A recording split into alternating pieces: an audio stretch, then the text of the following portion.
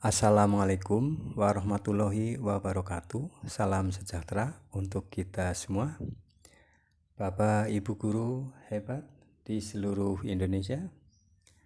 Pada kesempatan kali ini saya hadir untuk mengajak, menyapa, dan memberikan atau membagi sedikit tentang ilmu atau informasi yang mungkin ini dibutuhkan oleh Bapak Ibu Guru di dalam melaksanakan tugasnya.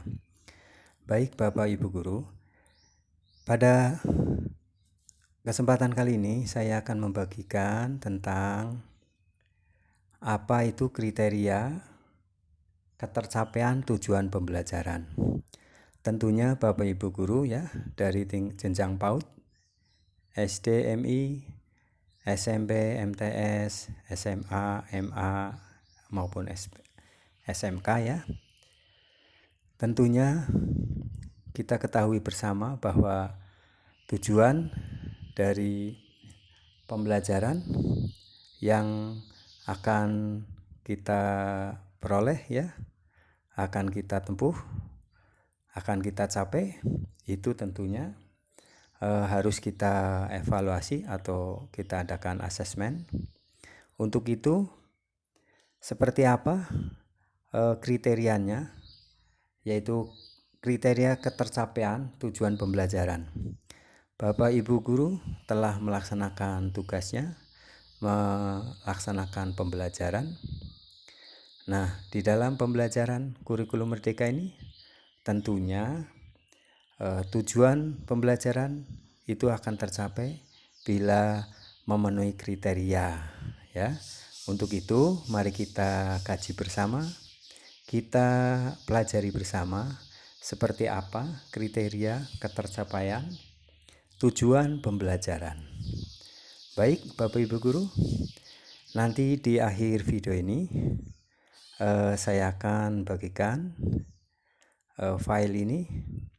Untuk itu Bapak Ibu Guru silakan simak ya materi tentang kriteria ketercapaian tujuan pembelajaran ini, ditonton sampai selesai agar apa yang saya sampaikan, saya jelaskan ini dapat dimengerti dan Bapak Ibu Guru bisa mendapatkan file ini. Tapi jangan lupa tolong bantu semangati channel Pretno Berbagi untuk membagikan informasi ini kepada Bapak Ibu Guru secara gratis filenya ya, dengan cara dukung, subscribe, like, isi komentarnya, dan share kepada rekan-rekan guru yang lainnya. Baik, mari kita kaji bersama kriteria ketercapaian tujuan pembelajaran. Tujuan pembelajaran adalah, nah ini maksudnya untuk Bapak Ibu Guru ya, tujuan pembelajaran dari ini file ini ya, yaitu Bapak Ibu Guru dapat menentukan kriteria ketercapaian tujuan pembelajaran. Baik, hal-hal yang harus diperhatikan dalam menentukan kriteria ketercapaian tujuan pembelajaran. Setiap satuan pendidikan dan pendidik akan menggunakan alur tujuan pembelajaran dan modul ajar yang berbeda.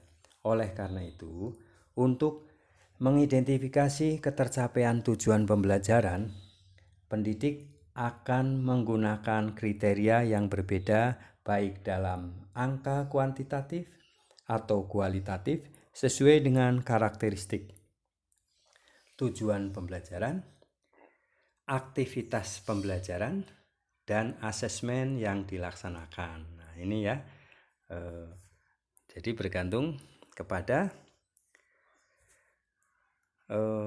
karakteristiknya ya, tujuan pembelajarannya, aktivitas pembelajaran maupun asesmen yang dilaksanakan. Kriteria ketercapaian tujuan pembelajaran diturunkan dari indikator asesmen suatu tujuan pembelajaran yang mencerminkan ketercapaian kompetensi pada tujuan pembelajaran. Kriteria ketercapaian tujuan pembelajaran berfungsi untuk merefleksikan proses pembelajaran dan mendiagnosis tingkat penguasaan kompetensi peserta didik agar pendidik dapat memperbaiki proses pembelajaran dan memberi intervensi pembelajaran yang sesuai kepada peserta didik.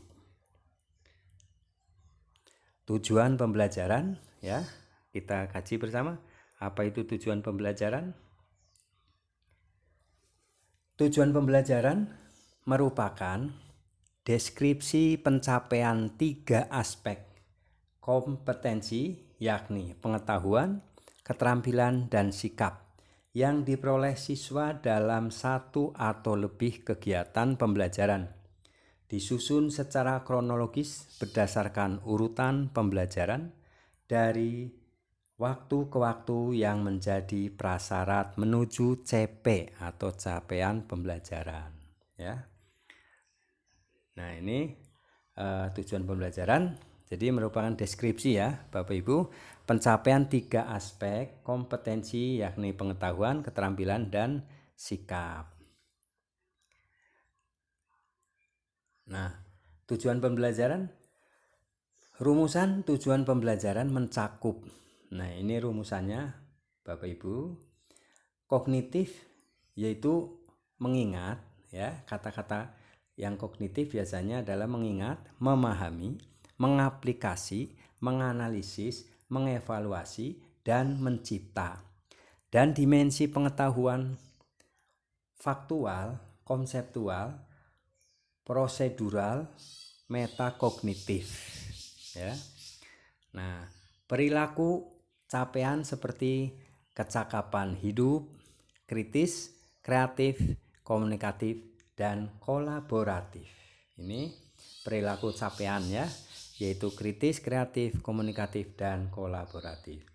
Profil pelajar Pancasila, ya, ini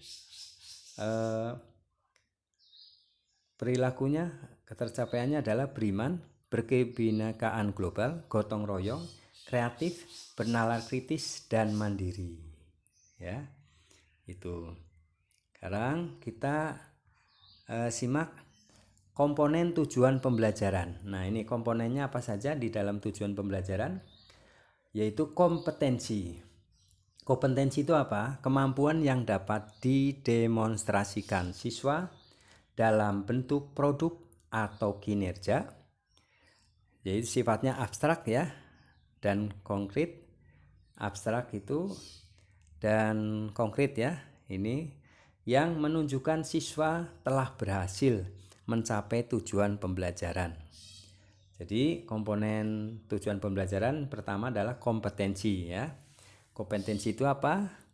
Yaitu kemampuan yang didemonstrasikan siswa dalam bentuk produk atau kinerja, abstrak dan konkret. Nah, gunakan kata kerja operasional dapat diamati mengacu taksonomi Bloom yang direvisi, ya Bapak Ibu. Ini masih kita juga menggunakan kata kerja operasional, ya Bapak Ibu. Nah, baik.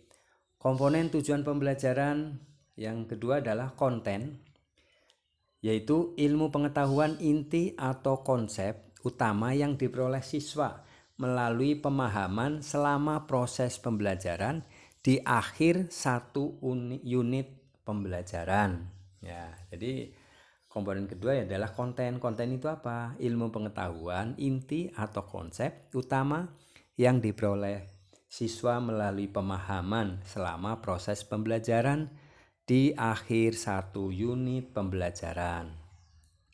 Komponen ketiga adalah variasi, yaitu keterampilan berpikir yang perlu dikuasai siswa untuk dapat mencapai tujuan pembelajaran, seperti keterampilan berpikir kreatif, kritis, mengevaluasi, menganalisis, memprediksi, maupun mencipta, ya, dan lain-lain. Itulah komponen tujuan pembelajaran, ya Bapak Ibu. Baik. Nah, ini kita contohkan nih. Contohnya seperti apa? Contoh tujuan pembelajaran: menjelaskan rumusan dan isi Pancasila dari 3 tokoh pendiri bangsa dan membandingkan serta menceritakan dengan menggunakan kata-kata sendiri secara kritis. Contoh lainnya, merancang solusi untuk menyelesaikan permasalahan dalam bidang konservasi energi dalam skala rumah tangga sebagai sikap kreatif dan inovatif. Kemudian yang ketiga contohnya ya, mengkaji hukum Newton dengan mengambil contoh dari fenomena keseharian di lingkungan sekitarnya. Nah, baik, kita contohkan lagi. Menganalisis ide pokok dari teks deskripsi, narasi, dan eksposisi, serta nilai-nilai yang terkandung dalam teks sastra, yaitu prosa, pantun, dan puisi dari teks dan atau audiovisual. Mendeskripsikan pentingnya anggota tubuh dalam melakukan kegiatan sehari-hari. Kemudian menjelaskan peran dan anggota keluarga lainnya di rumah melalui wawancara anggota keluarga. Nah, ini adalah contoh-contoh dari tujuan pembelajaran. Rumusannya sesuai dengan komponen-komponen tadi. Nah, sekarang apa alur tujuan pembelajaran? Nah, alur tujuan pembelajaran: 1. Capaian pembelajaran adalah kompetensi yang diharapkan dapat dicapai oleh peserta didik di akhir fase. CP terdiri dari 6 fase A sampai F ya, fase A, B, C, D, E, F, atau tahapan yang meliputi seluruh jenjang pendidikan dasar dan menengah. Jadi sebelum kita mempelajari alur tujuan pembelajaran ya, tentu harus tahu apa itu CP. Capaian pembelajaran adalah kompetensi yang diharapkan dapat dicapai oleh peserta didik di akhir fase atau tahapan yang meliputi seluruh jenjang pendidikan dasar dan menengah. Nah, ini seperti ini ya Ibu Bapak ya, istilah CP ya, atau capaian pembelajaran. Nah, fase-fasenya tentunya sudah paham ya. Fase A kelas 1 2, fase B 3 4, fase C 5 6, fase D kelas 7 sampai 9, fase E kelas 10, fase F kelas 11 sampai 12. Nah, alur tujuan pembelajaran, apa artinya alur tujuan pembelajaran? Nah, ini istilah baru ya Bapak Ibu guru di kurikulum Merdeka. Alur tujuan pembelajaran merupakan rangkaian tujuan pembelajaran yang tersusun secara sistematis dan logis di dalam fase secara utuh dan menurut urutan pembelajaran sejak awal hingga akhir suatu fase. Alur disusun secara linier sebagaimana urutan kegiatan pembelajaran yang dilakukan dari hari ke hari untuk mengukur CP atau capaian pembelajaran. Nah, ini alur tujuan pembelajaran ya Bapak Ibu, pengertiannya seperti ini. Kalau kita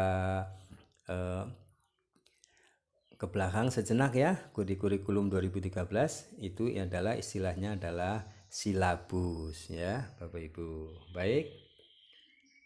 Nah, bagaimana menyusun ATP atau alur tujuan pembelajaran? Dari CP elemen 1 ya, misalnya turun ke TP 1, TP 2, TP 3, TP 1.1, TP 1.2, 1.3, 1.4. Nah, ini ya, dari CP elemen 1 misalnya, maka turun ke tujuan pembelajaran yaitu TP1 yaitu di kode 1.1, TP2 1.2, TP3 1.3, TP4 1.4 dan seterusnya. Dari CP elemen 2 turun ke TP menjadi TP kodenya 2.1. 2 itu artinya elemennya, titik 1 itu TP-nya ya, TP yang ke 1. 2.2 artinya capaian pembelajaran ke elemen 2. tujuan pembelajaran kedua, dan seterusnya ya Bapak Ibu. Catatan di sini, TP dan ATP isinya sama. Ya, ATP itu hanya mengurutkan dari TP atau membuat alur dari TP yang disusun, bisa alurnya mulai dari dimensi pengetahuan yang konseptual sampai dengan metakognitif ya. Ini jadi ATP itu adalah susunan ya, urutan dari TP. TP itu diurutkan ya, baik dari mulai Bapak Ibu mengenai pengetahuan kognitif sampai metakognitif ya. Jadi seperti itu susunannya. Jadi TP-TP yang sudah disusun sama Ibu Bapak ya, maka disusun kembali, dirangkai menjadi satu ya, berdasarkan dimensinya ya, mulai kognitif atau pengetahuan, afektif ya, psikomotor ya, dan sampai metakognitif ya. Dan makanya susunannya itu bisa berupa kolom-kolom ya Bapak Ibu ya. Ya, silakan. Nah, menyusun KKTP. Nah, Bapak Ibu semuanya ya, Bapak Ibu guru semuanya, kita juga harus mengenal ya apa KKTP ya. Dulu di kurikulum 2013 kita mengenal KKM. Nah, sekarang menyusun KKTP seperti apa Bapak Ibu ya. Mari kita simak. Langkah-langkah menyusun KKTP atau KKM ya, istilah dulu.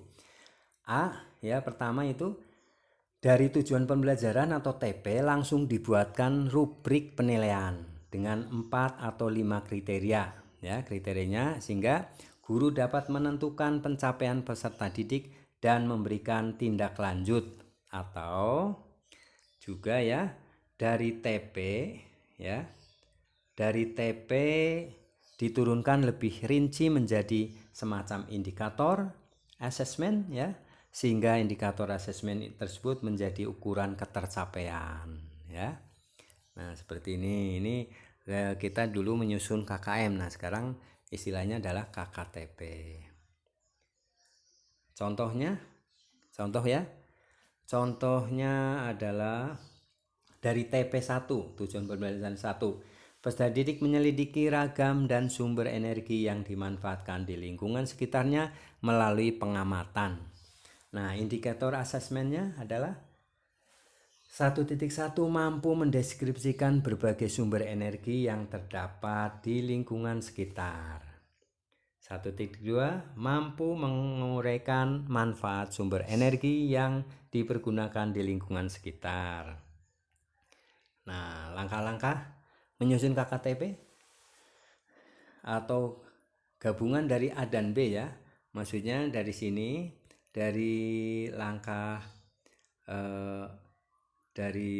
A ya dan B ya, TP langsung dibuatkan rubrik penilaian atau TP diturunkan lebih rinci menjadi indikator asesmen. Itu kita juga bisa menyusun dengan gabungan ya Bapak Ibu.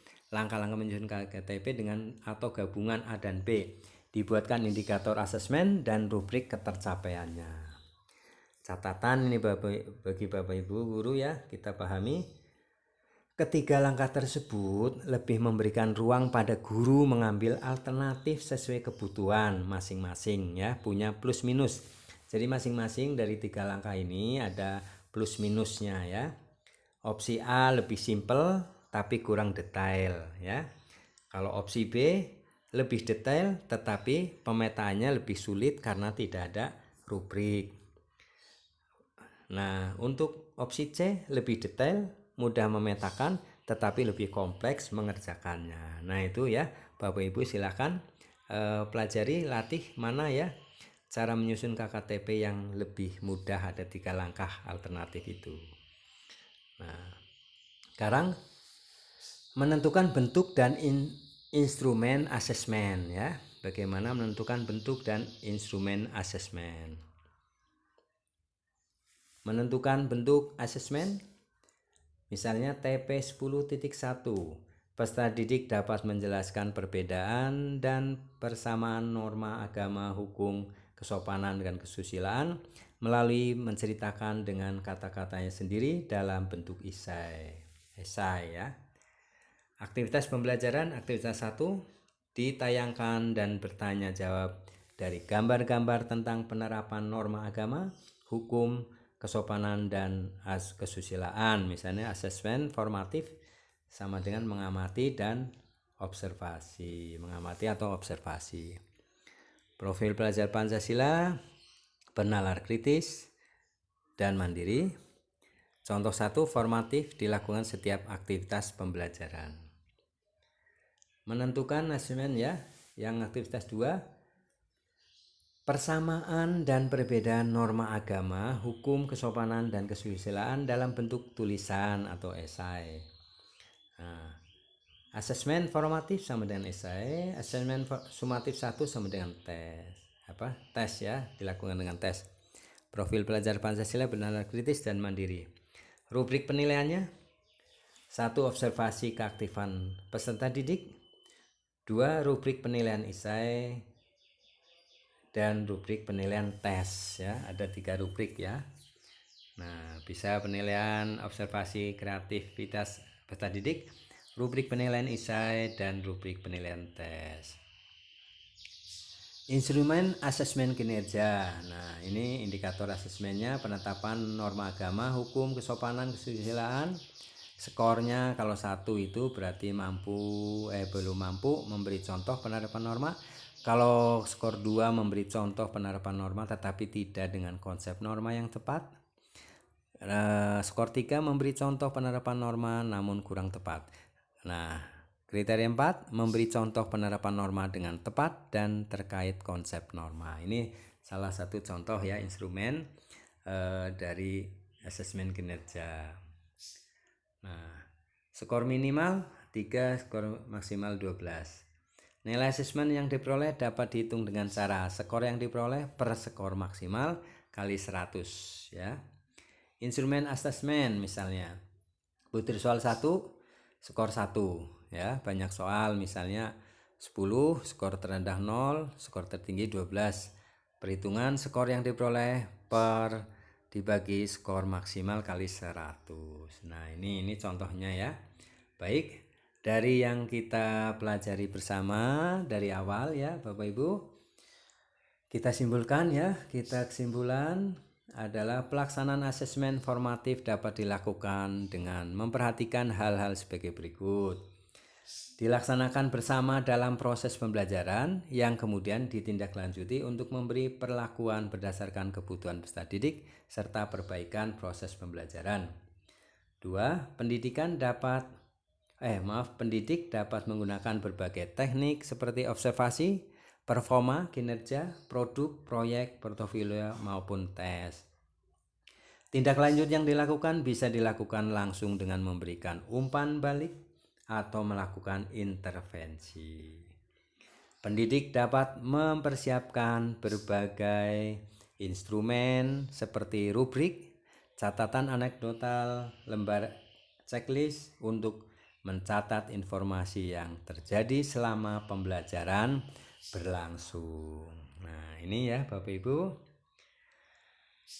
Nah, kesimpulan pelaksanaan asesmen sumatif dapat dilakukan dengan memperhatikan sebagai berikut. Kalau tadi pelaksanaan asesmen formatif, sekarang kalau pelaksanaan asesmen sumatif dapat dilakukan dengan memperhatikan hal sebagai berikut. Sumatif dilakukan pada akhir lingkup materi. Jadi penilaian sumatif itu dilakukan pada akhir lingkup materi untuk mengukur kompetensi yang dikehendaki dalam tujuan pembelajaran dan pada akhir semester. Pendidik dapat menggunakan berbagai teknik seperti portofolio, performa, ya, kinerja, produk, proyek, portofolio maupun tes. Hasil sumatif dapat ditindaklanjuti dengan memberikan umpan balik atau melakukan intervensi kepada peserta didik maupun proses pembelajaran yang dilakukan. Ya, baik. Kriteria ketercapaian tujuan pembelajaran tidak menjadi standar minimum yang harus dicapai setiap peserta didik. Setiap peserta didik mungkin berada pada kriteria pencapaian yang berbeda. Dengan demikian, kriteria ketercapaian tujuan pembelajaran menjadi sumber informasi atau data bagi pendidik untuk menentukan tindak lanjut penyesuaian pembelajaran sesuai kondisi peserta didik. Ya, saya ulangi, kriteria ketercapaian tujuan pembelajaran tidak menjadi standar minimum yang harus dicapai setiap peserta didik.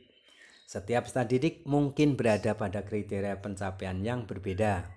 Dengan demikian, kriteria ketercapaian tujuan pembelajaran menjadi sumber informasi atau data bagi pendidik untuk menentukan tindak lanjut penyesuaian pembelajaran sesuai kondisi peserta didik. Ya, itu ya simpulannya. Baik, Bapak Ibu guru semuanya ya.